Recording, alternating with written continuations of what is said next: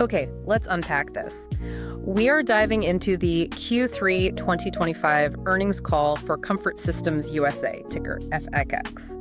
This one was held on October 24th. Right. And the market reaction alone tells you pretty much everything you need to know. Exactly. I mean, these results just blew past expectations, and they were delivered amid what management itself called a period of really intense, unprecedented demand. It was a fascinating call. For anyone who follows this space, construction and specialized services, this was a genuine blowout quarter. It really confirms the whole narrative. The narrative being that they're capturing this massive wave of infrastructure spending. That's the one.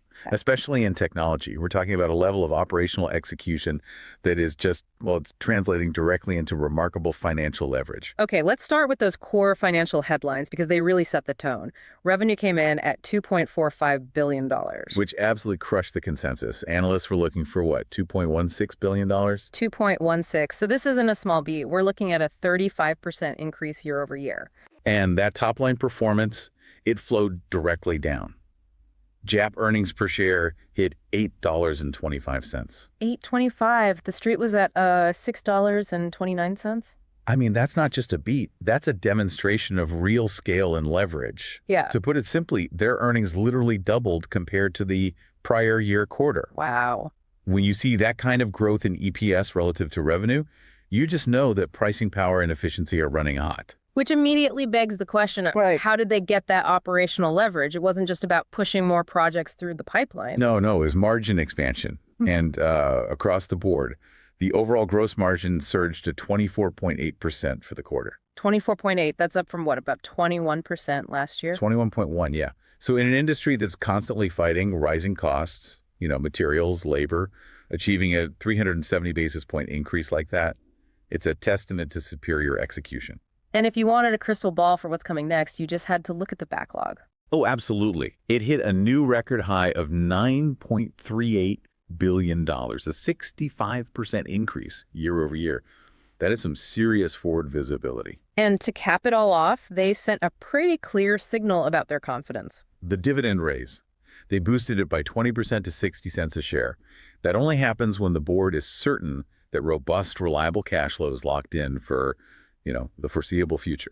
All right, so let's dig a little deeper into where that explosion of profitability came from. We know the total margin surged, but which business segments were really driving that? Well, it's important to see that both specialized segments really pulled their weight. The mechanical segment, which is often the largest, saw its margin jump to 24.3%. That's up from 20.3% a year ago. That's a huge jump. It is, but their electrical segment actually posted even stronger margins. It grew to 26.2%. Up from 23.9%. So that suggests the really high complexity work, the stuff probably tied to data centers, is becoming a bigger and bigger piece of the pie. Exactly. Now, management did say that strong execution was augmented by some favorable late-stage project developments. Right, I saw that. They mentioned recognizing about $16 million of previously deferred revenue, something about a customer emerging from bankruptcy. Yes, and that's a nice little sweetener, but it's a crucial nuance. How so? Did it really move the needle that much? Well, management was very clear on this. The quarter would have been a record even without that $16 million recovery. Those kinds of discrete events just push the already incredible results into the stratosphere. Okay, so that operational strength only matters if it can be sustained. And I guess that's where the backlog comes in. $9.38 billion isn't just a big number, it's proof. It's proof that this margin power has multi-year visibility. And what stands out to me is the sheer velocity and, maybe more importantly, the quality of that growth. The velocity being that this is the second quarter in a row they added over $1 billion sequentially. Right. But look closer at that year-over-year increase of $3.7 billion.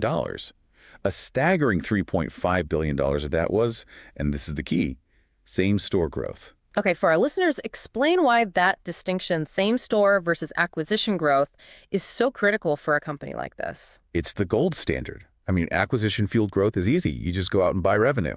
Same-store growth means your existing 48 operating units are generating massive new business organically. So it proves the core business is firing on all cylinders. Exactly. It confirms that the core demand drivers, AI data centers, hyperscale, are directly benefiting the company's established divisions. It proves their pricing power without just relying on bolt-on purchases. And their confidence in converting this work seems pretty high. It is. They emphasize discipline. They're booking work with good margins, not just chasing volume.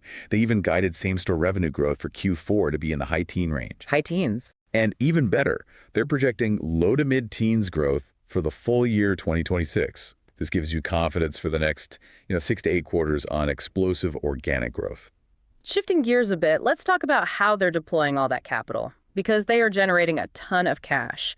They highlighted a couple of key acquisitions right at the start of Q4. Yes, on October 1st, they closed 2 smaller strategic electrical contractor acquisitions. One was SZ Electrical in Michigan, which adds industrial capabilities. Right, the complex high voltage stuff. And the other was Meisner Electric in Florida, which adds capabilities in healthcare. And that's a market known for long-term service contracts. And they funded those with about $170 million, expecting them to add over $200 million in annual revenue. That seems pretty efficient. Very. And regarding their broader capital strategy, management was clear. Their focus remains acquisitions first. That's been their playbook for almost 20 years. They only really lean into buybacks when they feel the stock dips. But they're sitting on a staggering $725 million in net cash. I mean, isn't there a risk they go for some massive, complex acquisition that messes with these incredible margins? That's a valid risk to monitor, for sure. But historically, this team has shown discipline. The average deal size is moderate, focused on tuck-ins. That said, the sheer size of their cash position, supported by that $519 million in quarterly free cash flow, gives them the firepower. They could do a transformative deal if they wanted to. They absolutely could. For now, they seem to be sticking to their knitting. They spent about $125 million year-to-date on buybacks, but M&A is still priority number one. So it sounds like a fortress balance sheet, ready to keep growing one way or another. Let's zoom out a bit to the investor context. We've talked numbers, but what's the strategic narrative here? The big picture of the strategic story is this pivot toward higher complexity work. We're talking mechanical, electrical, and plumbing, or MVP. They are differentiating themselves from traditional construction. So they're not just installing standard HVAC units. Not at all. FX is moving into providing the entire sophisticated ecosystem, the microgrids, the cooling plants, the clean room environments. And that complexity is key because it dramatically limits the number of competitors who can even bid on these massive contracts. And the market driver for all this high complexity work is, well, it's undeniable, technology. Precisely.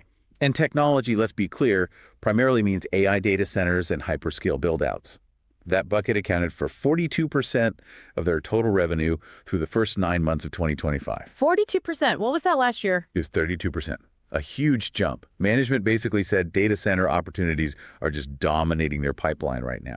The AI buildout is creating relentless demand. That raises a critical question, though. Everyone talks about labor constraints. How do they actually execute on all this complex work? What are the operational capabilities that let them do this? It really starts with their structural advantages, specifically their leadership in modular construction. Right, where they build large parts of the system offsite in a factory. Yep.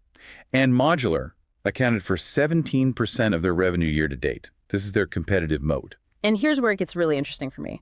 The company is on track to have 3 million square feet of modular space by early 2026.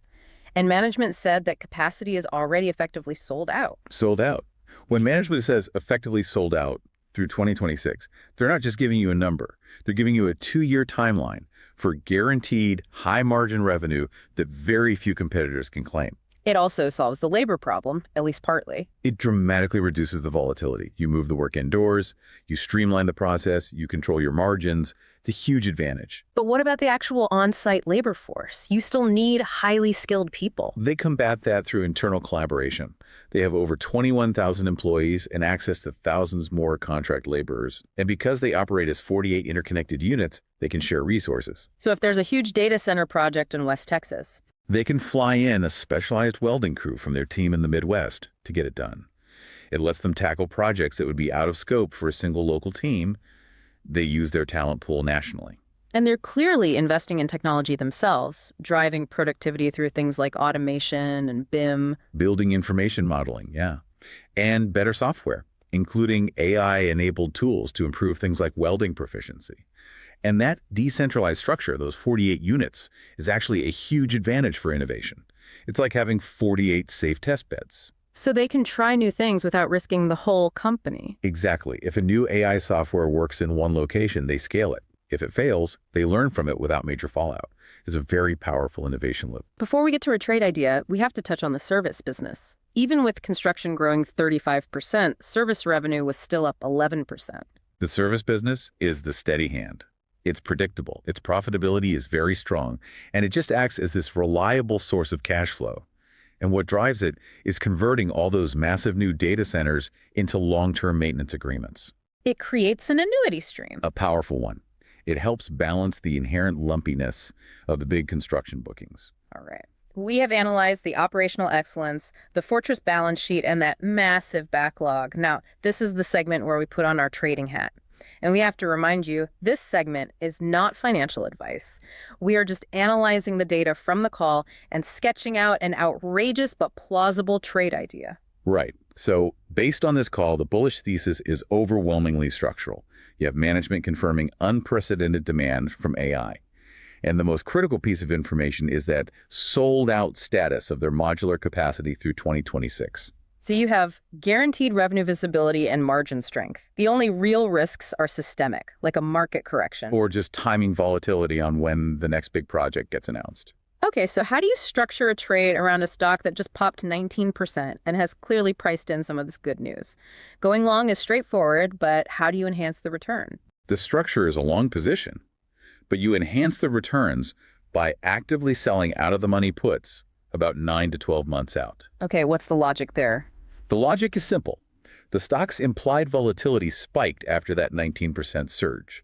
That means option premiums are elevated. By selling the puts, you generate significant income or premium today. And what does that premium do for an investor, practically? It immediately lowers your effective cost basis. It gives you a cushion against a short-term dip or any profit-taking. If the stock drops, you keep the premium. If the stock rises, you profit from your long position and you keep the premium income. So it's a way to monetize the market excitement while still having full exposure to that guaranteed growth from the sold-out backlog. You're using the market's own volatility against itself. It's a structure that marries momentum with a bit of risk management. So what does this all mean for you? I think the takeaways are clear. Comfort Systems delivered a massive beat, fueled by a record same-store backlog driven almost entirely by the AI build-out. And they have a significant operational moat from their focus on complex MEP work and, of course, that cornered market on modular capacity. But you have a final provocative thought for our listeners to consider. I do. While technology is dominating everything right now, management gave a pretty strong hint about the next potential structural growth catalyst. They noted a very strong, long lead time pipeline that's developing in the pharma and life sciences sector. I remember that. They mentioned planning for projects, some with code names, along the eastern seaboard and especially in the Research Triangle area. Exactly. So even with AI pushing the limits of demand today, the next major growth opportunity for this kind of high-complexity work, building sophisticated labs and clean rooms, might already be waiting in the wings. It just suggests an incredible resilience in the overall demand for specialized infrastructure. Something important to think about as you watch this space evolve. Thank you for joining us. We hope we've given you a helpful shortcut to being well-informed. We'll see you next time.